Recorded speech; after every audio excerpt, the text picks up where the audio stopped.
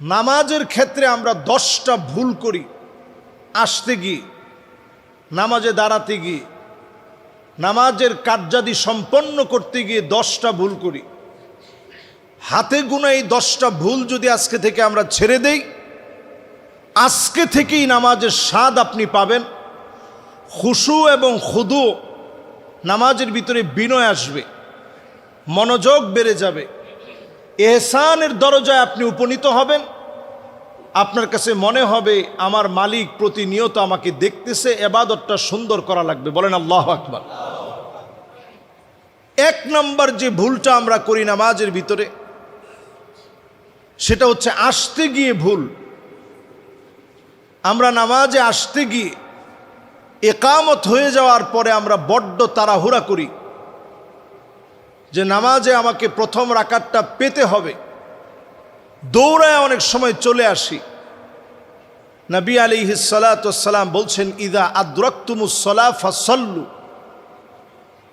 নামাজের জন্য যখন আসবেন,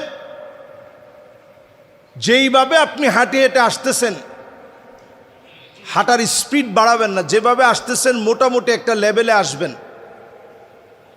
ওয়া ইযা ফাতাকুম ফাতিম্মু।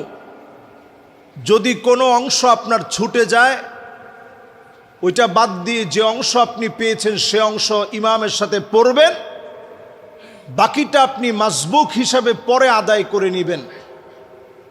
1 নম্বর ভুল হচ্ছে তাড়াহুড়া করে দৌড়ে এসে প্রথম রাকাত ধরার কোনো সুযোগ নেই, নিষিদ্ধ এটি।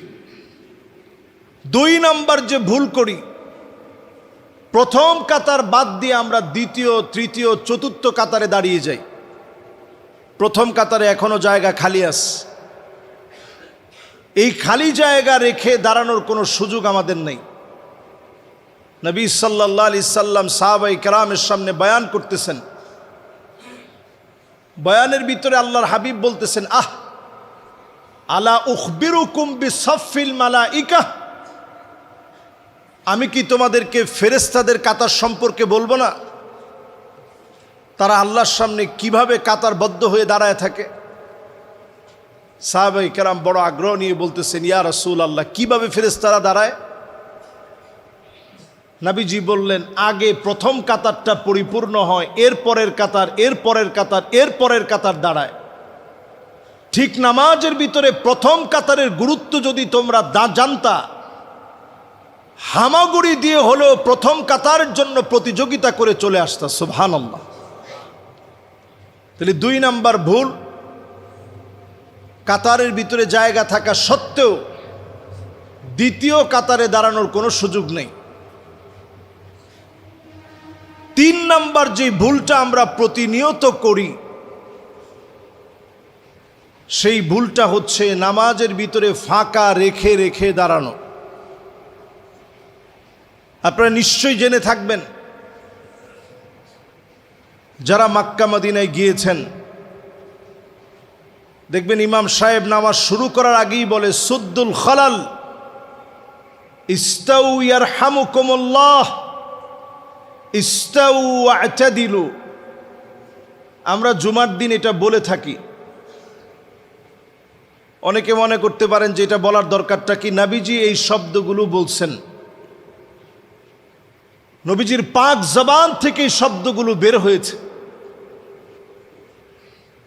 সোজা করো, মাঝখানের ফাঁকাগুলা বন্ধ করো। এই জায়গার ভিতরে শয়তান দাঁড়িয়ে যায়, ফলে আপনার অন্তরের ভিতরে কুমন্ত্রণা ঢুকে যায়, নামাজের মনোযোগ নষ্ট হয়। এজন্য যতটুকুন পারেন একটু চেপে চেপে আরেক ভাইকে জায়গা দিয়ে মহব্বত নিয়ে নামাজের ভিতরে দাঁড়াবেন। কাআন্নাহুম বুনিয়ানুম মারসুস। দেখলে এমন মনে হবে যে সীসা ডালা একটা প্রাচীর দাঁড়ায় আছে। বলেন আল্লাহু আকবার। তাহলে নামাজের 3টা ভুল গেল। 4 নাম্বার আরো একটা ভুল আমরা নামাজের ভিতরে আসার পরে করি, সেই ভুলটা হচ্ছে কাতার সোজা না হওয়া। একজনের পা আগে, একজনের পা পরে। দেখবেন এখানে দাগ দেওয়া আছে আমাদের মসজিদে। দাগটাকে যদি আপনি একটু মেপে দাঁড়ান, নামাজের কাতারটা সোজা হয়ে যাবে। নবী আলাইহিসসালাম বলেন, সাউ সুফুফাকুম, কাতারটাকে তোমরা সোজা করো। ফা ইন্না তাসওয়িয়াতাস সুফুফ মিন